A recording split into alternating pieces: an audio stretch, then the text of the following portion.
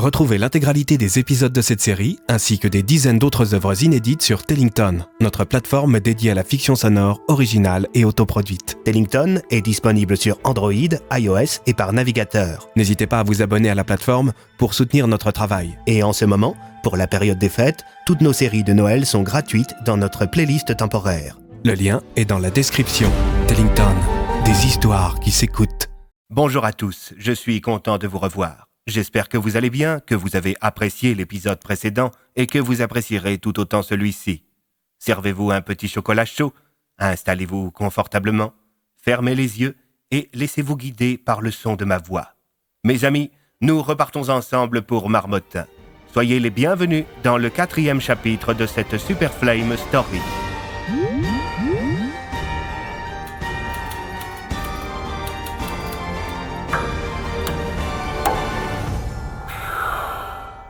Les Portes Noires, chapitre 4, le retour du Yundra. L'inspecteur n'allait pas bien. Le fait de revoir une créature semblable à celle qui avait fait tant de morts dans le village 5 ans auparavant lui fit perdre ses moyens. Lui, qui croyait cette page sordide de sa vie complètement tournée, était désemparé. Son corps fut parcouru de frissons et son cœur se mit à battre la chamade. Il faisait une sorte d'attaque de panique. Sa respiration s'accéléra. Il fut pris de tremblement et se mit à voir flou. « Ça va, Nathan ?» demanda le commissaire. J'ai besoin de m'asseoir, lança-t-il, tandis que l'agent de la DPA lui cédait sa place sur son siège. Vous voulez qu'on appelle une équipe médicale ? Non, ça va. Nathan, lança Andrew en se rapprochant de son ami. Quoi ? Vous êtes en train de pleurer, déclara le propriétaire de porte en tendant un mouchoir à son ami, dont de chaudes larmes perlaient sur le visage de manière incontrôlable. Je suis fatigué. C'est normal. Votre fils est porté disparu. Et la dernière photo qu'il a prise montre un Yundra. Les yeux de l'inspecteur s'écarquillèrent. Vous croyez que Léo est mort ? Rien ne semble l'indiquer, répondit Acier. Pour l'instant, on sait juste qu'il a été enlevé. Oh, bon sang. Mon petit gars. On va le retrouver, mon ami. J'en fais le serment, s'exclama Andrew en fronçant les sourcils et en serrant les poings. Soudain, le téléphone de l'homme à l'étrange porte vibra. Il venait de recevoir un SMS d'Alias. Du neuf ? Andrew prit une grande inspiration et quitta le véhicule discrètement avant d'appeler le chef de la division Plume d'Argent. La situation est critique, Alias. Pourquoi donc ? Ils savent pour le Yundra, ils l'ont vu. Mais les caméras n'ont pas pu le filmer à cause de la tempête. Les caméras, non. Mais le téléphone de Léo, oui. Il a été enlevé comme les autres, Alias. Oh, bon sang, tu en es sûr ? Oui. Et l'inspecteur Bloom est au bord de la crise de nerfs. Il faut le mettre au courant. Non, Andrew, on en a déjà parlé. Plus de gens sont au courant et plus notre enquête sera compliquée. Son fils a été enlevé, Alias. Nous devons aborder la situation avec calme et rationalité. Sinon, on n'y arrivera pas, Andrew. Mais c'est notre ami, s'exclama le propriétaire de porte. Il a le droit de savoir. Qui a le droit de savoir quoi ? Demanda le lieutenant Fonck en rejoignant ses collègues. Rien, répondit Bennett en raccrochant au nez d'Alias. Ah, Fonck, s'exclama Tassier. Les enfants vous ont dit des choses intéressantes ? Oui, commissaire, mais rien à propos de Léo, et je ne sais pas trop ce que valent les autres informations. C'est sûr que recueillir des témoignages d'enfants, ce n'est jamais simple, déclara Tassier. Il vient pas bien, l'inspecteur ? S'enquit le lieutenant, en observant son collègue avachi sur un des sièges qui se trouvait à l'arrière de la camionnette de la DPA. On est à peu près sûr que Léo a été enlevé, répondit le commissaire d'un ton grave. Ah, vous en faites pas, inspecteur. Je suis sûr qu'on va le retrouver, s'exclama Fonck. Qu'est-ce qu'on dit, les autres gosses ? S'enquit Bloom d'une voix tremblante. Même si certains semblaient connaître Léo, ils ne l'ont pas vu. En revanche, plusieurs enfants m'ont dit que certains de leurs camarades de classe ne viennent plus en cours depuis plusieurs jours. Ils sont peut-être malades ou leurs parents ne prennent pas la peine de se déplacer à cause de la neige. Les routes sont peu praticables ces derniers temps, déclara Tassier. J'irai quand même me renseigner auprès de l'établissement, lança Bloom. Peut-être que Léo n'est pas le seul. Nathan, vous êtes sûr de vouloir, répondit Bennett. Je préfère continuer d'avancer et essayer de comprendre ce qui est arrivé à mon fils, plutôt que de m'effondrer. Andrew, est-ce que vous pouvez me téléporter chez moi ? Il va falloir que j'annonce la nouvelle à Emma. Après avoir salué les hommes de la DPA et ses collègues, l'inspecteur s'engouffra dans la porte magique d'Andrew, qui le conduisit devant chez lui. Depuis l'extérieur de sa maison, on pouvait voir sa femme installée dans le salon, en compagnie de Valentin. La femme de l'inspecteur était en train de se ronger les ongles. Elle était morte d'inquiétude. « Merci de m'avoir ramené, Andrew. »« Oh, ce n'est rien, Nathan. Soyez fort. Nous nous reverrons demain. » Sur ces mots, le policier se mit à avancer d'un pas lent vers la porte de sa maison. Il savait qu'une fois qu'il serait à l'intérieur, la tournure qu'avait prise la soirée s'aggraverait encore plus. Andrew, inquiet pour son ami, ne put s'empêcher de rester à l'extérieur pour observer, caché derrière un lampadaire, la dramatique scène qui allait se jouer dans la maison de l'inspecteur. Il vit Emma se lever et se précipiter vers son mari. Elle lut alors sur le visage de son époux une expression qui voulait tout dire. Il parla, elle se décomposa, tomba dans ses bras et tous les deux se mirent à pleurer. Le petit Valentin lâcha la peluche avec laquelle il jouait et se précipita contre ses parents adoptifs.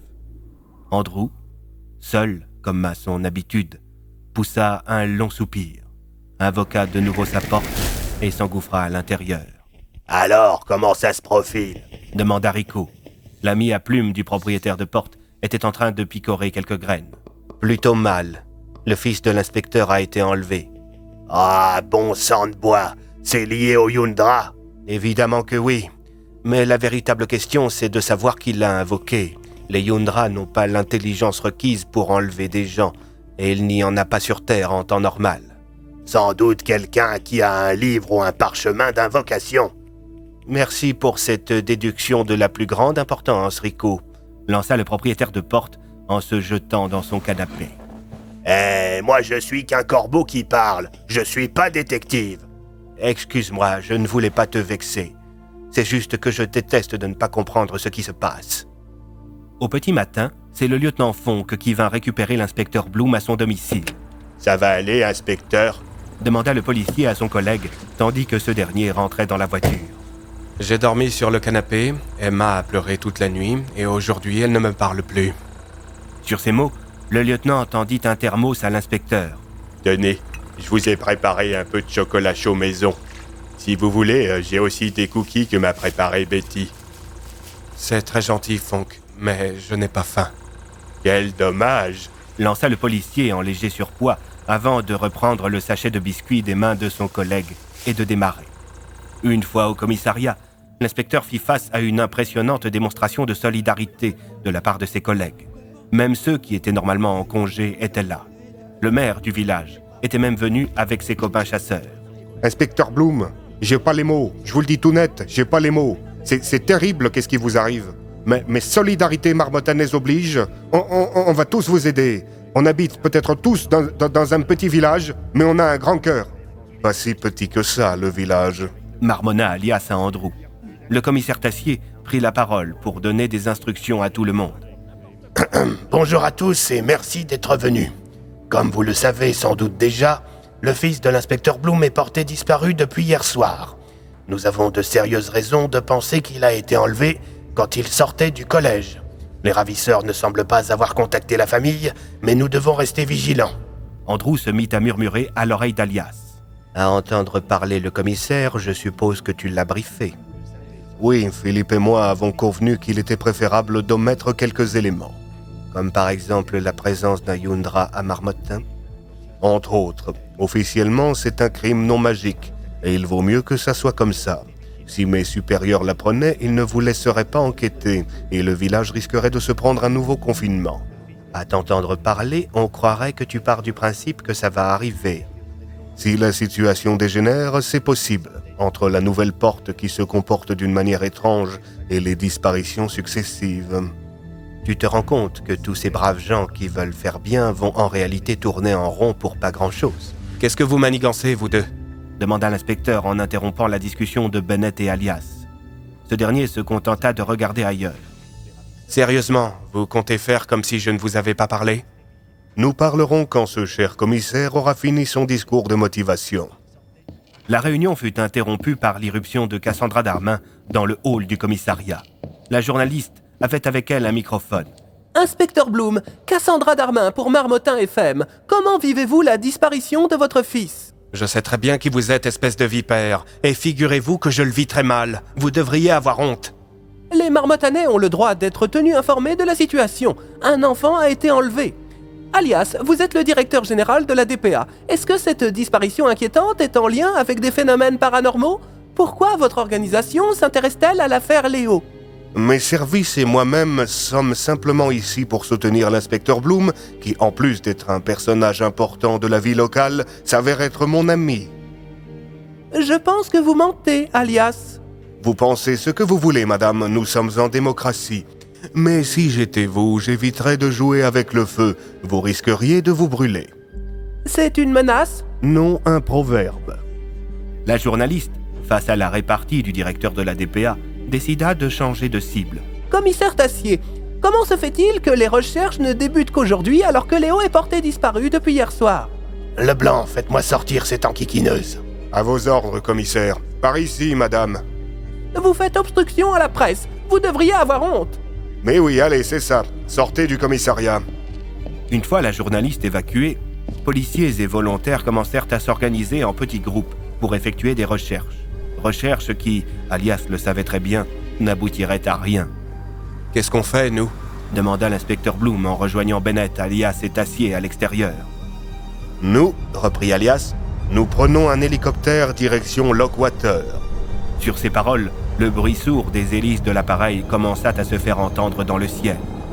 Pile à l'heure, déclara Alias en regardant sa montre. Retrouvez cette série et des dizaines d'autres sur Tellington. Le lien est dans la description.